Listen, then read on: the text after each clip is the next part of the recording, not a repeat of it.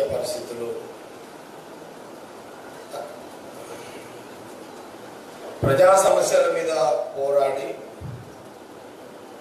ప్రభుత్వాలను నిలదీసి ప్రభుత్వాలు ఏ పార్టీ ప్రభుత్వాలు పరిపాలించే ఒక విధానము మన భారతదేశ ఇండియన్ పాలిటిక్స్లో ఉన్నటువంటి విషయం.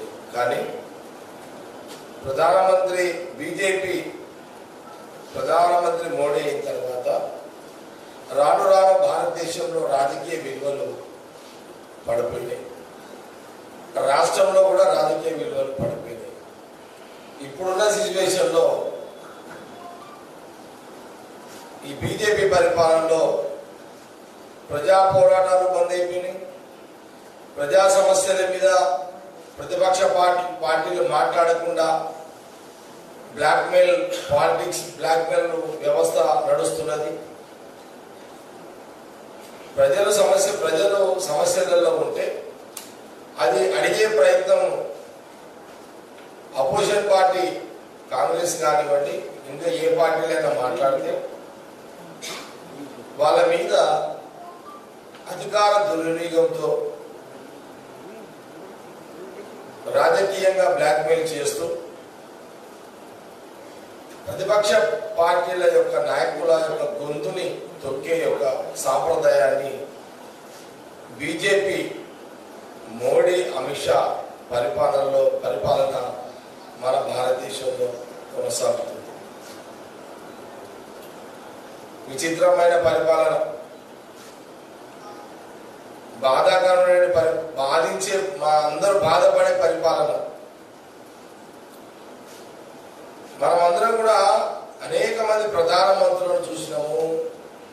ఒక ప్రధానమంత్రి హోదాలో ఒక మాట అంటే ఆ మాటకు ఒక విలువ ఉంటుంది, ఆ పోస్టు ఒక విలువ ఉంటుంది. అలాంటి విలువలతో కూడుకున్న అనేక మంది ప్రధానమంత్రులు ఈ దేశాన్ని పరిపాలించి అనేక మంది ప్రధానమంత్రులు ప్రధానంగా కాంగ్రెస్లో అయితే ఇందిరాగాంధీ గారు, రాజీవ్ గాంధీ గారు దేశ ప్రజల పాలసీ మ్యాటర్లో వాళ్ళు బలిదానాలు అయిపోయారు. వాళ్ళు చనిపోవడం జరిగింది, చంపబడ్డారు వాళ్ళు. ఇది ప్రధానమంత్రులు ఆ రోజు ఇందిరాగాంధీ గారు, తర్వాత రాజీవ్ గాంధీ గారు. ఇప్పుడు రాను రాను పరిపాలన అధికారం రావడానికి కొన్ని ప్రభుత్వ సంస్థలను ఉపయోగించుకుంటుంది బీజేపీ కేంద్ర ప్రభుత్వం. అసలు ఇన్కమ్ ట్యాక్స్ డిపార్ట్మెంట్ అంటే అవినీతిని సొమ్మును బయటకు తీసేది ఇన్కమ్ ట్యాక్స్. కానీ ఇప్పుడు ఆ పని ఇన్కమ్ ట్యాక్స్ చేస్తుంది. ఏ రాజకీయ పార్టీ నాయకుడిని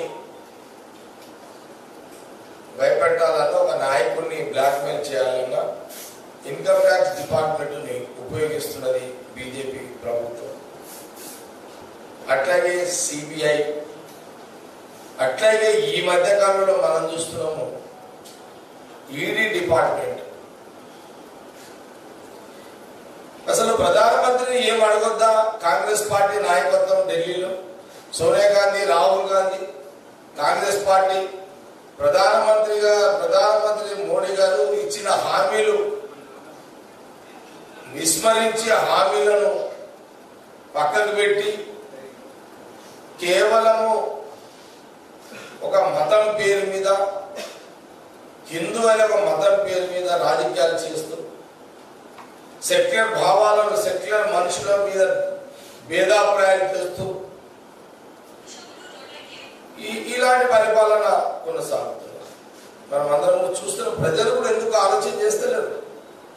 ఎందుకు ఎమోషన్స్ మీరు అందరూ పోతున్నారు? చూడండి, భాగ్యనగరం హైదరాబాద్లో 2-3 సీట్లకే ఎప్పుడు పరిమితమయ్యే బీజేపీ ఒక భాగ్యలక్ష్మి దేవాలయం పేరు మీద 45 సీట్లు కార్పొరేటర్లు గెలిపించడం జరిగింది. జనాలు ఎందుకు దీన్ని అర్థం చేసుకుంటారు? మీ జీవితాలు మీరే ఖరాబ్ చేసుకుంటున్నారు. మీ భవిష్యత్తు, మీ పిల్లల భవిష్యత్తు మీరే ఖరారు చేసుకుంటున్నారు. ఒక భాగ్యలక్ష్మి దేవాలయానికి అందరము పోతాము మొక్కడానికి. కానీ విచిత్రం ఏంటంటే ఒక బండి సంజయ్ పోయి కొబ్బరికాయ కొట్టాకని, ఒక అమిత్ షా పోయి ఒక కొబ్బరికాయ కొట్టాకని, మరి ఆ అమ్మవారు ఎందుకు వీళ్ళకి 45 సీట్లు ఇచ్చిందో అర్థం కాలేదు. ఏముంది ఇది? అదే మేము అర్థమైతే లేదు. ఇదంతా ఒక భాగ్యలక్ష్మి దేవాలయం అమ్మవారే. మరి అమ్మవారి ఇచ్చిరా అమ్మవారు, మరి వీళ్ళు అమ్మవారిని మరి ఏం జరుగుతుందో అర్థమైతే లేదు. మొత్తం భాగ్యలక్ష్మి దేవాలయం పేరు మీద అయితే ఒక 2 సీట్లకే 3 సీట్లకే పరిమితమయ్యే హైదరాబాద్ కార్పొరేటర్ బీజేపీ సీట్లు 45కి వచ్చినాయి. దేశంలో రాముడు, తెలంగాణలో భాగ్యలక్ష్మి. ఇది అవసరాన్ని బట్టి బీజేపీ నాయకులు హస్త్రంగా వాడుతున్నారు. ఇది కానీ ఇవన్నీ ఎందుకు చెప్తున్నానంటే ప్రజలు కూడా ఈ మీడియా ద్వారా ప్రజలు ఎంతమంది చూస్తున్నారో లేదో నాకు తెలియదు. కానీ ఈరోజు మీడియా కూడా ఈ మీడియా ద్వారానే ప్రజలకు ఎంతమంది అయితే ఈ మీడియా మేము ఇచ్చే మెసేజ్, మేము ఇచ్చే ప్రెస్ మీట్ల ద్వారా మీ భవిష్యత్తు కోసమే, కాంగ్రెస్ పార్టీ మీ భవిష్యత్తు కోసమే మేము ఇబ్బందులు పడే ప్రయత్నం చేస్తున్నాము. మేము కష్టాల పాలవుతున్నాము. మేము రూలింగ్ పార్టీతో కొట్లాడి అడ్డమైన కేసులు చేసుకొని బాధలు పడుతున్నాము. ఈరోజు చూడు, రాహుల్ గాంధీ గారు వారం రోజుల నుంచి మోడీ గారి డైరెక్షన్ లో, అమిత్ షా గారి డైరెక్షన్ లో 12 గంటలు 13 గంటలు ఢిల్లీలో ఈడీ ఆఫీసులో అధికారులు ఆయన కూర్చుని ప్రశ్నిస్తున్నారు. నేషనల్ హెరాల్డ్ పేపర్ అది కాంగ్రెస్ పార్టీ స్వతంత్రం రాకముందు పెట్టినటువంటి పత్రిక. అరే దాని మీద ఒక రాధాంతం దాన్ని అడ్డం పెట్టుకొని రాహుల్ గాంధీ గారికి పత్రికల్లో ఉన్న పైసలు అవసరమా? రాహుల్ గాంధీ గారు చిటికేస్తే ఎక్కడి నుంచి రావు పైసలు? 55 ఏళ్ల చరిత్రలో కాంగ్రెస్ పరిపాలించింది. 16 సంవత్సరాలు నెహ్రూ గారు ప్రధానమంత్రి, అంతేనా?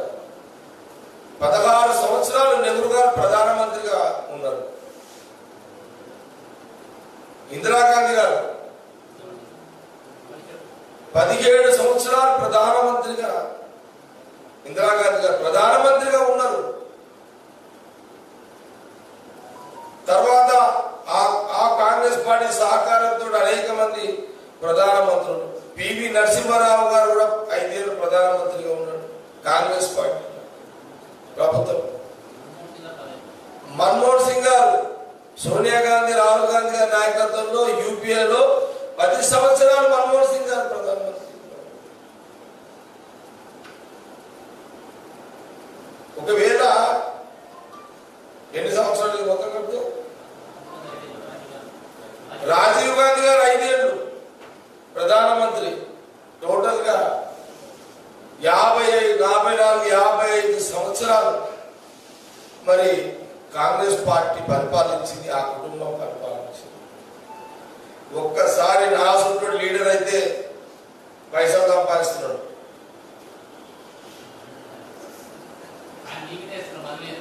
నాసుంటాడు అయితే నేను ఈజీగా 10 కోట్లు 20 కోట్లు సంపాదిస్తున్నాను.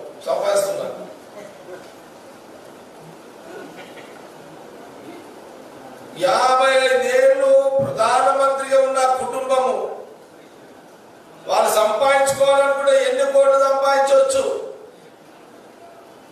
ఈ బుద్ధి జ్ఞానము బీజేపీ ప్రభుత్వానికి లేదా? ఈడీ డిపార్ట్మెంట్ అధికారులకు లేదా ఈ బుద్ధి? 50 దేశాన్ని పాలించిన ఆ కుటుంబము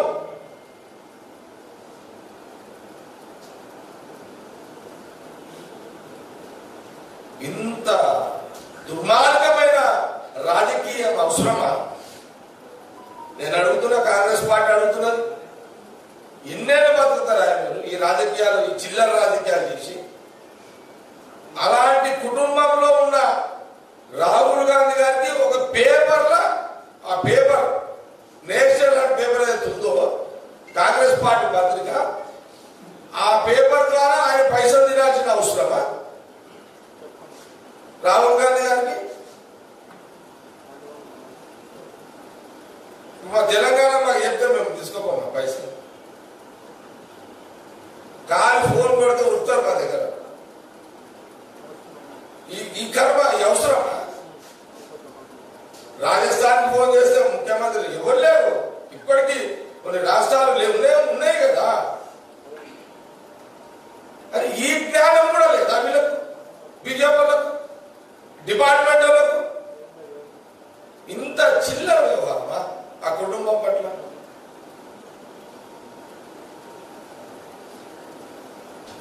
ఎంత ఈ స్వతంత్ర ఉద్యమంలో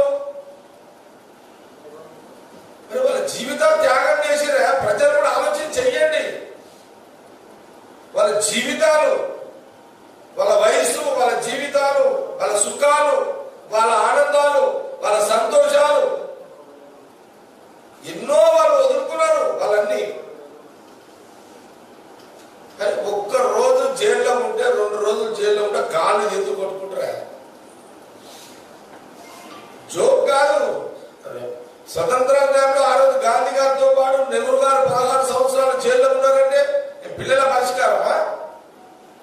ఇందిరాగాంధీ గారు ఒక చిన్న వయసులో ఆమె ఒక 6 ఏళ్ళు జైల్లో స్వతంత్రం కోసం ఉన్నదంటే పిల్లల పరిష్కారమా?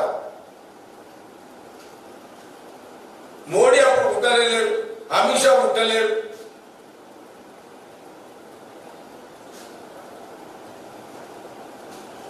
ఈ రోజు రాహుల్ గాంధీ గారిని ఈడీ ఆఫీసర్ అధికారులు గంటలు ఆయనని అవమానించడం, ఆయనను అవమానించడమే కదా. ఈ దేశ స్వతంత్ర ఉద్యమంలో నాయకత్వం వహించిన నేను అడుగుతున్నా, ఈరోజు అందరూ ఆలోచన చేయండి, ప్రజలందరూ కూడా ఆలోచన చేయండి, తెలుగు ప్రజలు ఆలోచన చేయండి. స్వాతంత్రం వచ్చిన తర్వాత నెహ్రూ గారు ప్రధానమంత్రి అయింది ఓట్లతోటి కాదు. అప్పుడు ఇంకా ఈ ఎలక్షన్ కమిషన్ లేదు, అప్పుడు ఇంకా ఓటేసే సిస్టమ్ లేదు. స్వతంత్రం వచ్చిన తర్వాత యావత్ భారతదేశంలో ఉన్న అభిప్రాయ సేకరణలో అందరు ప్రజలు, అన్ని రాజకీయ పార్టీల, అప్పుడున్న రాజకీయ వ్యవస్థ అందరు కలిసి గాంధీ గారి యొక్క మాట మీద ఆ రోజు నెహ్రూ గారిని ఎలక్షన్స్ లేకుండా ప్రధానమంత్రి అయిన చరిత్ర ఆ కుటుంబం. ఆ రోజు స్వతంత్రం వచ్చిన తర్వాత ఓట్ల రాజకీయాలు లేవు. 5 ఏళ్ళు ఓటు లేకుండా ప్రధానమంత్రిగా ఆయన దేశాన్ని పరిపాలించిన కుటుంబం అది. సరే, తర్వాత నెహ్రూ గారే ఈ ఓటు విధానం ఆ ప్రభుత్వం తీసుకొచ్చింది, ఎలక్షన్ కమిషన్ పెట్టింది. ఇప్పుడు ఆనాటి నుంచి ఈ ఎన్నికలు ఇదంతా నడుస్తున్నది. అలాంటి కుటుంబము మన రాహుల్ గాంధీ గారి యొక్క ఫ్యామిలీ, వాళ్ళ ముత్తాతల కుటుంబం చరిత్ర. అలాంటి చరిత్ర గల ఒక రాహుల్ గాంధీ గారిని రోజుకి మరి ప్రతిరోజు మరి ఆయనని ఈడీ ఆఫీసులో పిలిపించి కూర్చుని పెట్టడం. ఇది ప్రజలు ఆలోచన చెయ్యండి. ఇదంతా రాహుల్ గాంధీ గారు ఏమడిగారు? కరోనా వచ్చింది, జాగ్రత్తలు తీసుకోండి అని అడిగిండు తప్ప పార్లమెంట్ లో ప్రజలను ఆలోచన చేయండి అడగొద్దా? మీ గురించి పెట్రోల్ ధరలు పెరుగుతున్నాయి, ఎందుకు పెంచుతున్న మోడీ అని రాహుల్ గాంధీ గారు, సోనియా గాంధీ గారు అడిగారు. అడగొద్దా? ప్రజలను ఆలోచన చేయండి, ఆడవాళ్ళు ఆలోచన చేయండి, మహిళలు. గ్యాస్ ధర పెరిగింది అడ్డగోలుగా, అది రాహుల్ గాంధీ గారు పార్లమెంట్ లో అడుగుతున్నాడు. అడగొద్దా? డీజిల్ ధర పెరిగింది, ఇండస్ట్రీస్ లో కష్టపడుతున్నారు, ట్రాన్స్పోర్ట్ బాగా ఇబ్బంది పడుతున్నారు. ప్రజల మీద పడుతుంది. అది రాహుల్ గాంధీ గారు పార్లమెంట్ అడగొద్దా? ప్రతి పేదవాడికి మోడీ 15 లక్షలు ఇస్తా అని చెప్పిండు, ఇవ్వలేదు ఇప్పటిదాకా రూపాయి పేదవాడికి. అది రాహుల్ గాంధీ గారు అడుగుతున్నారు, అడగొద్దా? ప్రజలు ఆలోచన ఏంటి? ఇదంతా కూడా ఈరోజు రాహుల్ గాంధీ గారికి ఇన్ని కష్టాలు ఏమవసరం? ప్రజా సమస్యల మీద పార్లమెంటులో అడుగుతున్నందుకే కదా ఇన్ని సమస్యలు.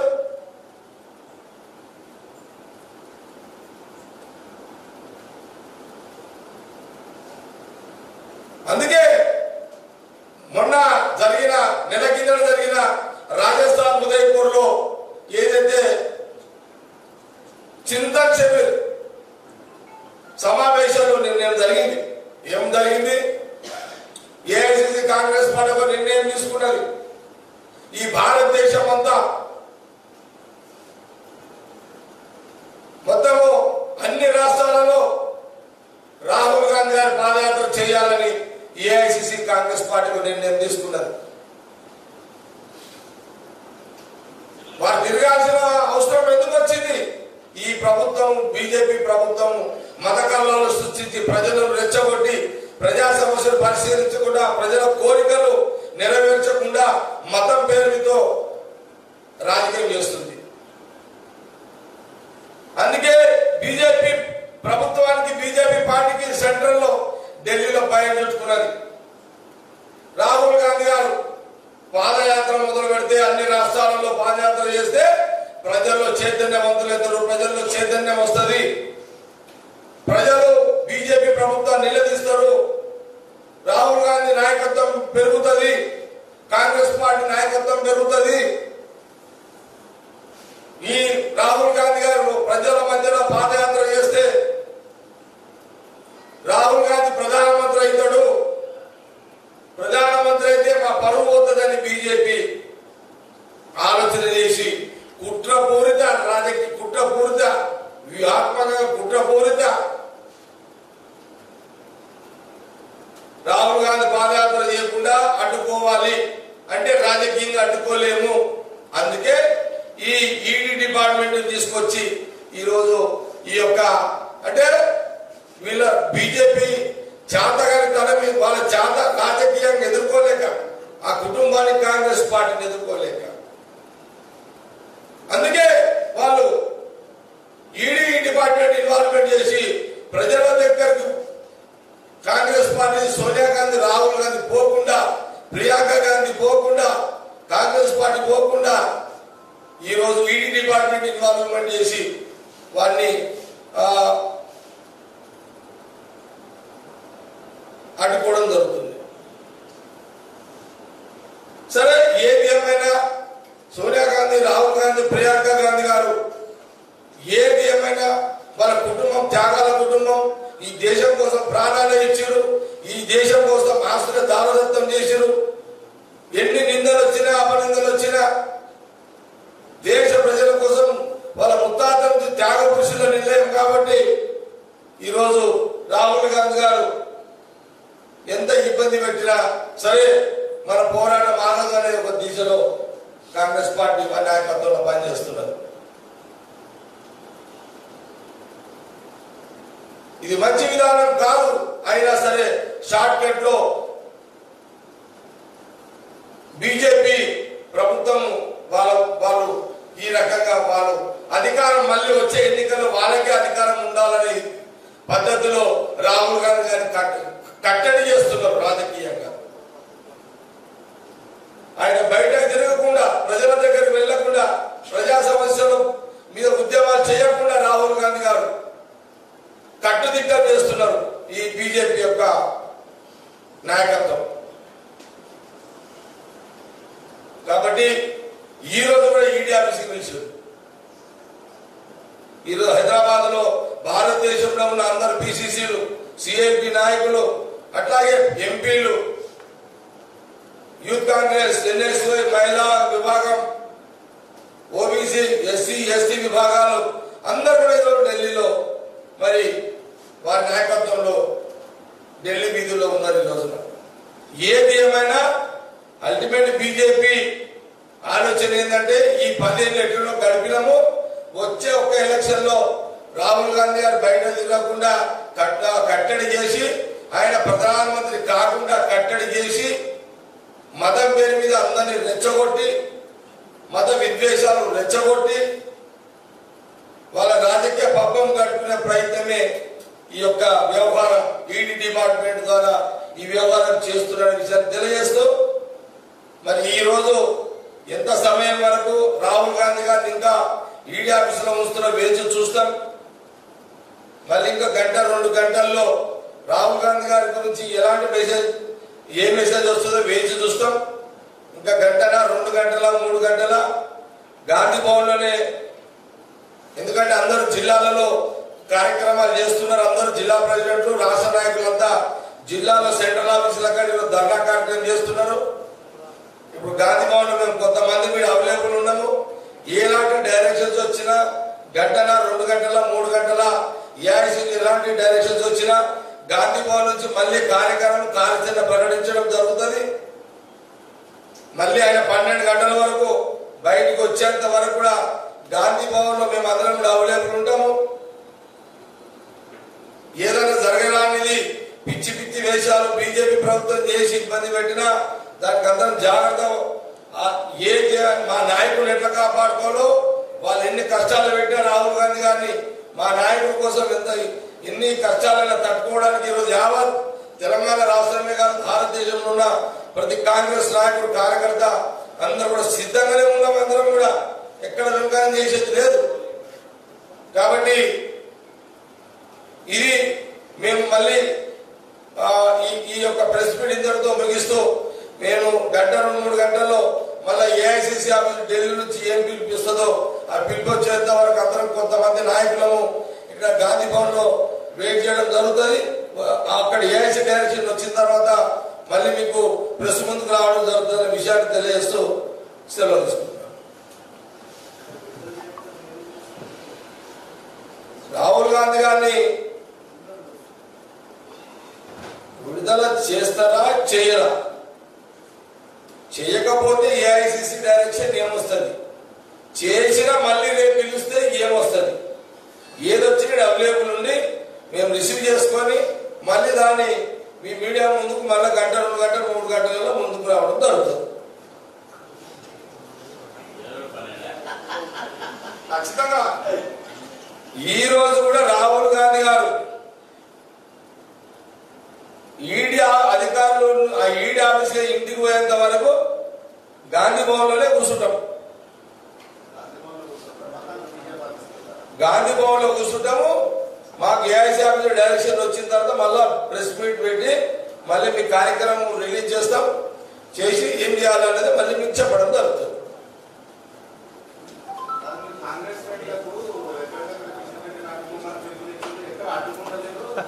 తప్పకుండా ఒక విషయం చాలా స్పష్టంగా తెలియజేస్తున్నాను.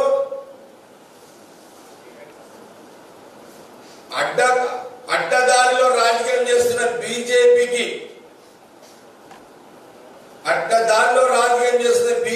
తెలంగాణలో ఉన్న సెంట్రల్ మినిస్టర్ కిషన్ రెడ్డి గారిని కానీ, బండి సంజయ్ బీజేపీ ప్రెసిడెంట్ కానీ,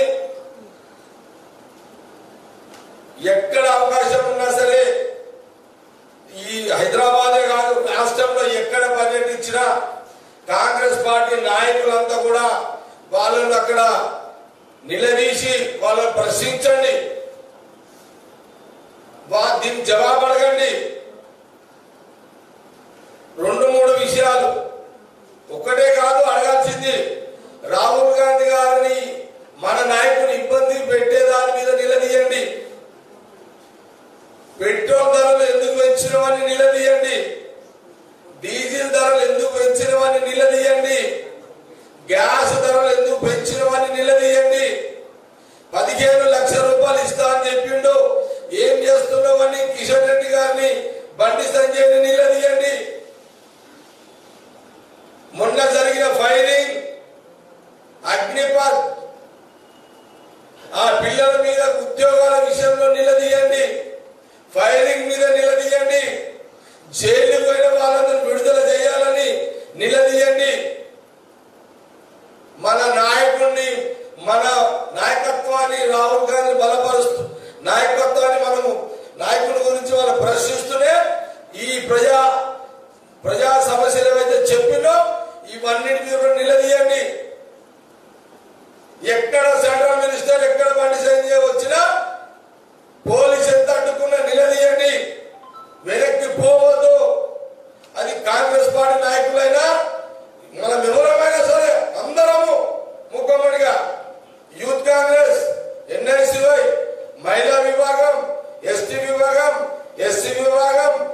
బీసీ విభాగం, మత్స్యకారుల విభాగం. ఎవరైనా సరే, ఇంకా ఫ్రంటల్ ఆర్గనైజేషన్ మైనార్టీ విభాగం, ఏ మన కాంగ్రెస్ పార్టీ అనుబంధ సంస్థలు ఎన్నైతే ఉన్నాయో వాళ్ళందరూ ఎక్కడక్కడ ఈ హైదరాబాద్ లో ఉన్న కిషన్ రెడ్డి గారిని బండి సేన్ నిలదీసి రాహుల్ గాంధీ గారి గురించి మాట్లాడుతూ, మన నాయకుల గురించి మాట్లాడుతూ, ఈ ప్రజా సమస్యలు ఎక్కడ ఏమైనాయి, ఎందుకు మీరు ఇవన్నీ పెంచుతున్నారు ధరలు, ఈ హామీ ఏమైంది అని నిలదీయండి. వెనక్కి పోయే ప్రసక్తి లేదు. ఇది